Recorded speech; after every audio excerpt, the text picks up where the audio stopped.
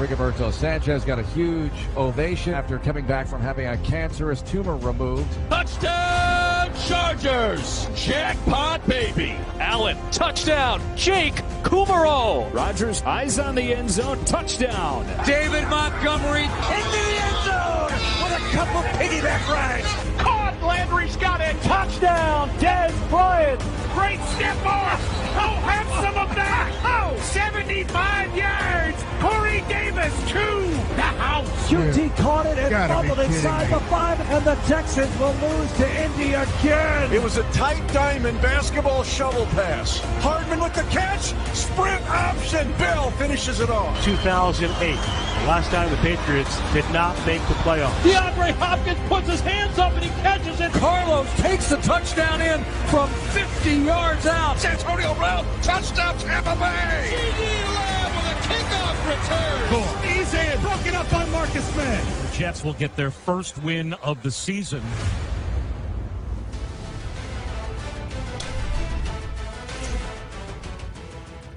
Welcome to Game Day View presented by Mercedes-Benz. Here we are, Week 16, Sunday morning, football Sunday. Things are going to get crazy. Cynthia, Greg, how you guys doing this morning?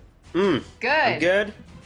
I got my Christmas dad mug that I got, so everything's going great right now. There you go. Gotta love the good old dad presents. I got some socks I'm going to show off later in the show, I'm sure. All right, let's get things started. We're at the Colts at Pittsburgh. The Steelers are favored in this one by 1. We're going to go right to picks here. I'm going with the Colts, man. I feel like the Steelers are in a very tough part of their season for a lot of reasons. When they lost to the Washington football team, I thought they would struggle down the stretch because they were playing really good football teams. And, you know, you compound that with what you seen a week ago against Cincinnati. Now I'm questioning, like, wow, like, are they even going to be able to turn this thing around in enough time? They got the Colts today. They got the Browns next week, and the AFC North is now on the line where they were in complete control of this thing a couple of weeks ago. So I picked the Colts. Although they have offensive linemen out, I still feel good about their chances to walk away with a W. Cynthia, what do you got?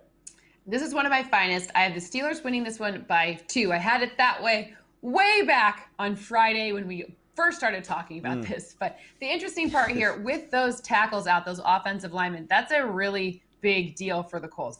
The Colts rely on their run game, and Jonathan Taylor specifically. Obviously, they have Nyheim Hines, they've got a whole bunch of people who they could potentially run. But the interesting thing about Jonathan Taylor and where he runs, like, you know, that B gap is going to be a lot less exciting if there's a Steeler coming through it on every single attempt. So I'm a little concerned about the run game for the Colts without those missing pieces on their O-line. Greg? Yeah, it's a bummer. I mean, the Colts are healthy, and then they lose both their starting tackles. But I still have the Colts winning this game. I like it. You know who's healthy? DeForest Buckner and this Colts defensive line going up against the Steelers offensive line that I think's been a big part of the problem. I mean, they snubbed Buckner from the Pro Bowl. He should be a first-team All-Pro. He'd be in my top 5 defensive players of the year, period. And I love the matchup. The Steelers are absolutely collapsing. I asked NFL Research if a team has ever lost 6 straight after starting 11-0 and making their Hall of Fame quarterback retire after that. They never answered, so I got to assume the answer is yes. Cynthia, what's up with proper performances? Woohoo! Big Ben will have more than 225 passing yards in this one. Remember, they have the most drops in the league. And this Colts defense is really stingy, but 225 is an extremely low number, and these drops can't continue. Drops have a function of luck, and that luck or unluck will run out in this one. And next, I told you about Jonathan Taylor.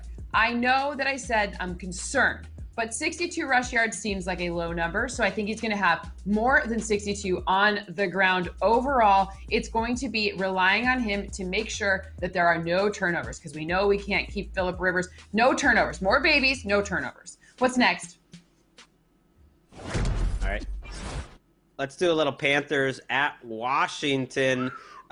This is for the division. Washington can take it home here. They are favored by 1, but I have the Panthers winning in just a slight upset. We are still waiting to find out who's starting at quarterback. If it's Dwayne Haskins, he played well at the end of last week's game. I actually thought that they after a tough start. They called some nice plays for him, but he is not expected to have Terry McLaurin, who you see there making a big-time catch. He's doubtful, and that really hurts their passing game. It might be Alex Smith at far less than 100%, or it's Dwayne Haskins at 100%. Either way, it's asking a lot out of Scott Turner. They've won a lot of close games, but I think this time the Panthers win a close game. What about you, Cynthia?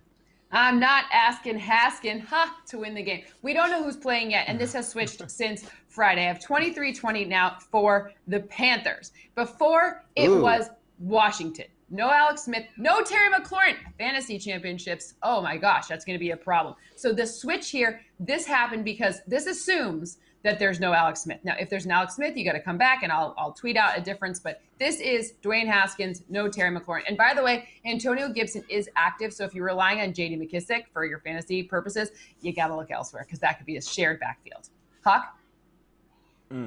Yeah, I'm going with the Panthers as well. Although it's a Ron Rivera revenge game, which we didn't get the chance to talk about, and you know we love a good revenge narrative on game debut. I'm still going with the Panthers. The Panthers have, I think, lost 3 straight one-score games, but the defense played really good in the last second half, and Teddy Bridgewater played well down the stretch. So I think he has a big game this week. And to your point, Cynthia, I don't really care who's at quarterback for the Washington football team.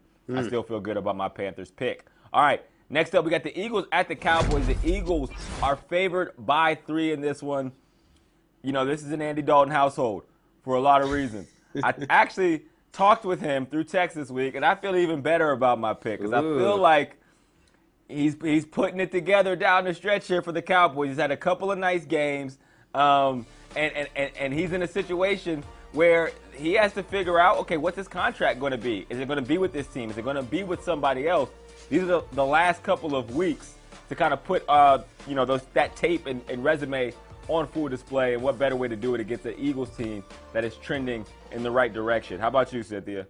I have a 2-point win for the Eagles, 27-25. So I'm going to just thread that needle for you. I think this is going to be a closer than expected game, and I think Jalen Hurts passing could be the difference maker in this one. I don't think necessarily, here's a tease, I don't think it's going to be like a 300-yard passing game, but his ability to connect with his receivers, that's something that at first we didn't know if that was going to happen. What we saw against the Saints, we're like, oh, is he going to even pass for a touchdown? What's going on? And then, of course, now we've seen him add that to his game. I think Jalen Hurts is playing a special sort of football. And you talk about people who have to figure out their quarterback situation. Yeesh, the Eagles, my goodness, that's a big one for them. Greg?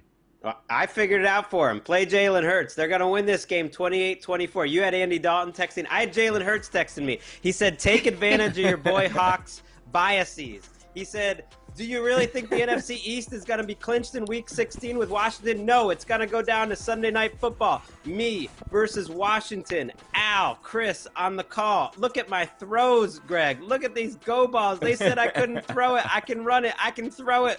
Andy Dalton's not running anything. We're going to go ahead and win this game. Cynthia, get proper for me. Long text.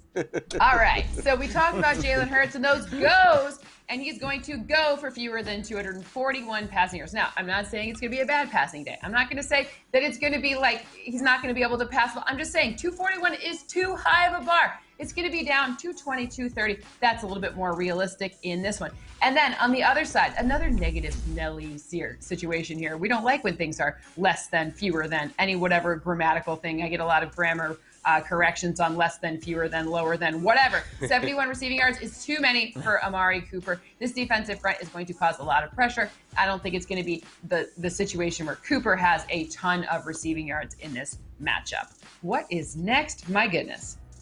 Let's do some Giants and Ravens. The Ravens are favored by 10. They didn't get help last night from the Dolphins, so they got to keep winning. I have the Ravens winning 30-21. Have that Giants defense keep it close, but not close enough. The Giants defense has given up a lot of rushing yards over the last 2 weeks to diverse running games. Like you saw it against Arizona. Again, you saw it last week. And now you got J.K. Dobbins and Lamar. There's Lamar Styling coming into the building. Between the two of them, they are just too much. And I love what Dobbins has given this offense. A little more speed, a little more diversity and explosion. So I think their running game will take it. What about you, Cynthia?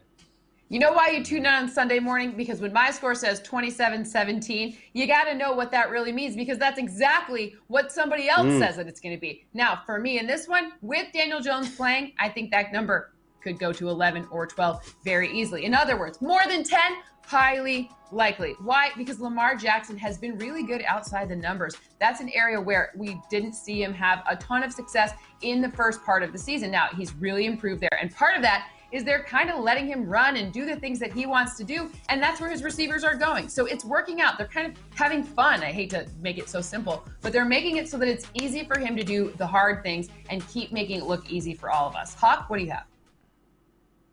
Yeah, I think that's a great take, Cynthia. I mean, Lamar really has come on the last 3 weeks or so. He looks like the Lamar from a season ago, right? Where he's running the football, he's throwing the ball well down the stretch, he's bouncing back from mistakes. Maybe, when he was on the COVID list, he did a self-scout because, to your point, now he's throwing the ball outside the numbers. All the things that we were begging for him in this offense to do, prior to this stretch, now they're doing at the perfect time heading into the playoffs. For that reason, I'm picking the Ravens to win big over the Giants. All right, next up, we have the Rams at the Seahawks. The Seahawks are favored by 1 in this one. I'm going with the Seahawks, right? And I know Russ struggled against this Rams defense the first time around. I have to feel like he's going to have a big bounce-back game. This team is a lot different, too, from in that time, right? So now he doesn't have to do as much because his defense has come on strong. The signing of Carlos Dunlap is low-key one of the best moves in the NFL midseason that we've seen this year because it really has turned them around. Now, there's other injury things that have also contributed, but now they have a competent defense. If their offense can get back on that page, I like them to win this game today in a huge division matchup. What do you got, Cynthia? I have 26-23 Seahawks. So if Andrew Hawkins, Seahawks, that's what I'm thinking. The 3-point win for me, the interesting part here is the DK Metcalf kind of coming on against Jalen Ramsey. This is one of my favorite matchups to watch for the entire weekend. You can look at their last matchup and say, oh, it's a very small sample size, but there's 2 targets that went in Metcalf's direction and into the coverage of Jalen Ramsey. And you know what happened? Both were not caught. You know what? Teeny sample size does not a good mathematician make. So this one goes in favor of DK Metcalf. I think he has a good touchdown day. So what do you have there, Greg? Well, all right, Cynthia. Well, how about a 7-game sample size? Is that enough? Because that's how many times Sean McVay and Pete Carroll have faced. And you know what? Sean McVay's won it 5 times. I think it's significant. I'm going Rams. This is a Greg's greatest pick if we had that, but we don't. It's all about that Rams defense. I'm feeling good. And I think it bothers Pete Carroll that the Rams have the best defense in the NFC West. Because these are 2 teams right now that aren't lighting it up offensively. You're right, Hawk, they're a different team. The Seahawks are playing better defensively. They've played a lot of bad opponents, and the Rams offense isn't great either. But the offense in Seattle just hasn't been the same. It's been protection. It's been cohesion. Russ hasn't always been that comfortable in the pocket. They are running the ball a little better, but I like the Rams in a defensive game, and I like them to make my daughter, who's already wearing 2 Rams shirts, happy today. Let's take a little break before you guys can respond. But first, let's look at Patrick Mahomes. The MVP's here. He's about to be a girl dad, too. You guys can both tell him a thing or two about being a girl dad. There you go. Welcome to the Girl Dad Club.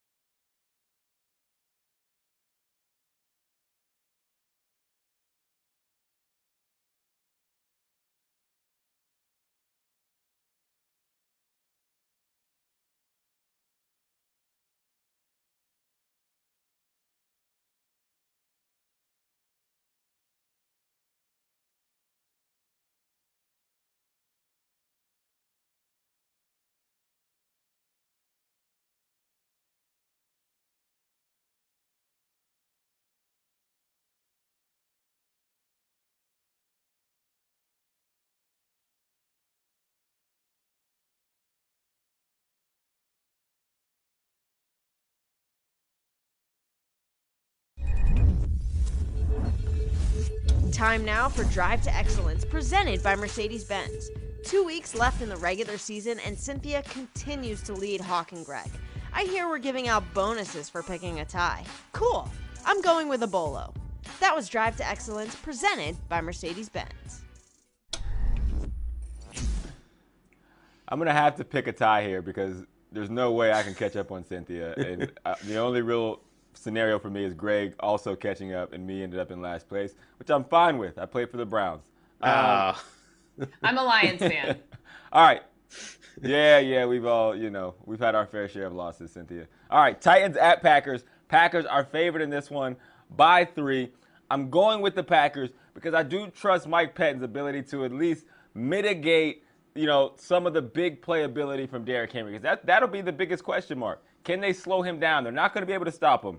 But can they slow him down enough for Aaron Rodgers and company to do their thing? And I think they can. I like Pettine's ability to do so. So much rides on this, and they're really trying to maintain that bye week come playoff time. So I got them getting the W. Cynthia, what do you got? They get the W, they get the bye, and home field advantage throughout the entire playoffs, and I have them doing it by 1 point. 27-26 in this one. I want to talk about another one of Mike Pettine's pieces. That's Jair Alexander. He's 5'10". He has to match up against A.J. Brown, who's listed at 6 feet. But if you kind of add in that muscle, I feel like he's just so much more massive than it kind of seems. The interesting matchup here is that Alexander, per my math, is the 3rd best corner this season in terms of in coverage and win share. So he provides the most win, the most opportunity to win at the position, 3rd most opportunity to win at the position. That's going to be an interesting matchup because A.J. Brown's going to be a problem too. If Derrick Henry, they got to try to contain Derrick Henry. They got to try to figure out A.J. Brown. And then, of course, you got Corey Davis. So it's going to be an interesting matchup, and Alexander's going to be a key piece in that one. What do you have, Greg? I have the Packers winning too, 33-31. Both Cynthia and I trying to thread that needle. It's not a big needle this week. I think the running games are going to be outstanding for both teams because both defenses are going to try to stop the pass. And sometimes running games can lead to big scores. When you're running for 40 or 50 at a clip like Aaron Jones is going to do tonight, then you can still score big. If I was really strategizing, though, thinking about it, I'm 6 games back of Cynthia. I should just flip my pick on games like this, which are like coin flips. But I'm not like that. I'm trying to play the game the right way, pick who I really want to think wins. And I want to see what you have next for Cynthia with proper performances. Well, listen, we light it up as a freelance finance. We got to give you some proper performances. That's just how this game works. Okay, Aaron Rodgers in this game is going to have fewer than 301 passing yards. 301 is kind of a lot. I know that this defense has been susceptible to the pass, but just like Greg was just talking about, that guy, Aaron Jones, he's going to be a problem on the ground. So he's not going to have to pass for a ton of yards. The next one, Derrick Henry will have fewer than 106 rush yards. I'm all about the fewer, lower, less, whatever the right grammar is. That whoever keeps correcting me, thank you for that. I don't even know still to this moment. Derrick Henry has to be stopped. Mike Pettine knows this. He can't have more than 106. Derrick Henry has 106, and this totally flips, and then the Titans will win this one. So it's going to be a big, interesting matchup with Derrick Henry and that defense. What's next? All right, we got an AFC West matchup, Broncos, Chargers. Chargers are favored by 3. I have them winning, but by less than that. Since we last talked, we found out Hunter Henry is not going to be playing. Keenan Allen might not be playing. Makes me think I should flip this pick, but every time I flip a pick, I get it wrong, and then I fall back by 1. So I'm in my own head, and so are the Broncos this year. No matter what they do, they find a way to lose games. So I think they'll find a way to lose another one this week. What about you, Cynthia? Games where there's not much on the line are more tricky to pick. I have a 4-point win here, 26-20 in favor of the Chargers. I would like it if Keenan Allen were playing. I would like it if Hunter Henry were playing. I would like it if the defense was playing. So the interesting thing here is I don't love this pick. This is a purely math. This is purely, there's no, the heart got stripped out of this one completely. I mean, it gets stripped out of all of them, right? That's the way the bias goes. This one could go either way. Again, I have a 4-point win in this one. So just be mindful of that if you're thinking about it later today. Yeah, I'm with you there, Cynthia. I had the Chargers winning as well. I don't feel great about it just because both of these teams are so up and down. You don't know which version you're going to get, specifically the Broncos, which is why I gave the Chargers the edge. I mean, sometimes Drew Lock looks like, a lock to be one of the young budding quarterbacks, and then other times we're calling for Ray Hinton to get back under center. So I'm going with the Chargers. I'm just going to go with Herbert and just assume he's going to be lights out as he has been over the last couple of weeks. All right, next up we have the Bills at the Patriots. Bills are favored in this one by 7. I'm picking the Bills. I feel very confident, which is a crazy thing to say in Week 16, going against the Patriots, but they just are a better team, and the Patriots are in a situation we've never seen. They are out of playoff contention completely. The first time in the Bill Belichick Patriots era, which is wild. So I'm curious to see even how they respond. What kind of effort is this team going to get? What does the Patriot way get you when you're out of contention? That's what I'm looking for, Cynthia. What do you got? I'm looking for a 6-point win by the Bills in this one. So not crazy, because I still think the Patriots have a lot of, I think they evaluate their players in this. I think it's going to be one of those games where you see kind of fundamental football, back to the basics, whatever that like brute force thing is, because they're going to evaluate their players for next season, and people like to stick with a winner. So I think the players will come to play for Josh McDaniels and that defense as well. 28-22, still a 6-point win. Don't get mad at me, Bills Mafia. This could be like a last-minute touchdown that is just total garbage right at the end. So 6-point wins, 28-22. Greg? I feel great about the Bills winning by more, 33-20. They have been beaten up by the Patriots for so long. They're going to enjoy the heck out of this one. Josh Allen's really struggled against Bill Belichick, including in the first matchup, so he's going to want to prove he can get over that hump. And, Hawk, it's not about motivation. I mean, they were trying hard against the Rams. They looked like trash. They were trying hard against Miami. You don't even need to bring in the closer, Ryan Fitzpatrick, when you play the Patriots, because you're going to win that game by 10 anyways. They're just not that good, and I think the Bills are really good, and they win. Let's look at some more picks that we have from Week 16, and we got a whole lot of agreement, and we got a whole lot of Hawk not standing behind his Bengals. I'm disappointed.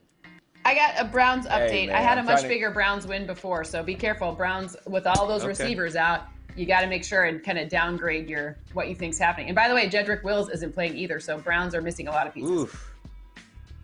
Oh, wow. Yeah. Still feel good about the Browns pick, though, Greg. Give me some points for that. Right? Sure. Right? Sure. I mean, Nope. you should be playing out there today. For real. Who are these guys? Seriously. I was waiting for my call. It didn't come. Little Mitch. Oh, Big Mitch. Ooh. Don't blow this one, Mitch. Yeah. Don't lose to the Jaguars. Don't do it. Yeah.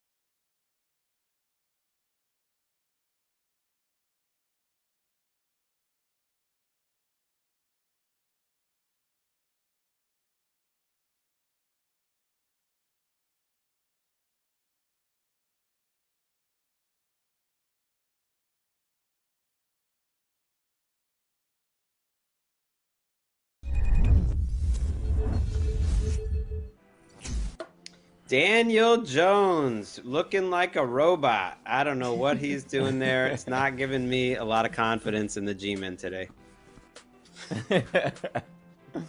I still see Eli Manning every time I see Exactly. Me too. Agreed. Guys, I almost sneezed in the last segment. I'm not going to do that now. It's more or less. It's going to be great. Are we ready?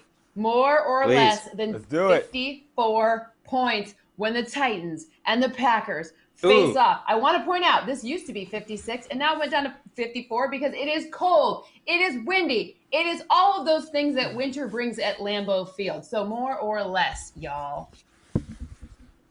Come on. I'm going less. Oh. Why Come are on. you more? It doesn't matter what the weather is. You can run the ball in this weather, and these two defenses are trash. Weather can't fix that. Come on.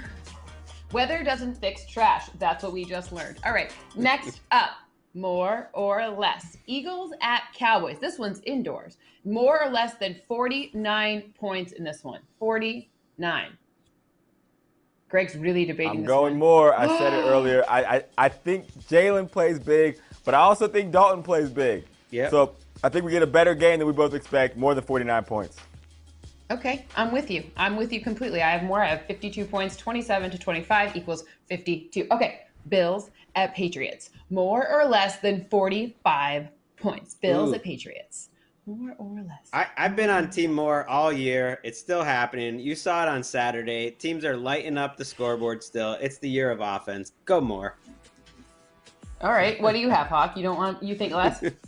I'm going less. I think the Bills or Patriots are going to struggle. The Bills are going to, remove guys early in this game after they go up 15 points halfway through the third quarter. Okay, let's start with the one where we kind of brought it in with Mitchell Trubisky's game. Bears at Jaguars. More or less than 47 total points. Come on, we got to be alive. Remember, here. Mike Glennon starting. Come on, Greg. Yeah, let's do it. Let's all be together. Yeah. Yeah, I mean, there's no way. Remember, James Robinson is not playing for fantasy purposes. That was really the ceiling deal when it came to this less for me. This is because I have 44 points projected, 26 to 18. I do not know how the Jaguars are going to score on this Bears defense. If you're looking for a defense and somehow the Bears are available in your fantasy, pick them up because they're going to be good. Where's the dab? Did you dab? Did I miss it? There you go. No, I didn't. Hold on. Let me get a dab here. Dab. Oh, dab, there we go. dab. One time. All right. That does it for game debut. I have to shout out Autumn and Aubrey, my daughters, because they were pissed that I always shout out Austin. And I was like, you know what? You're right. So we'll catch you guys next week, same time, same place. Peace.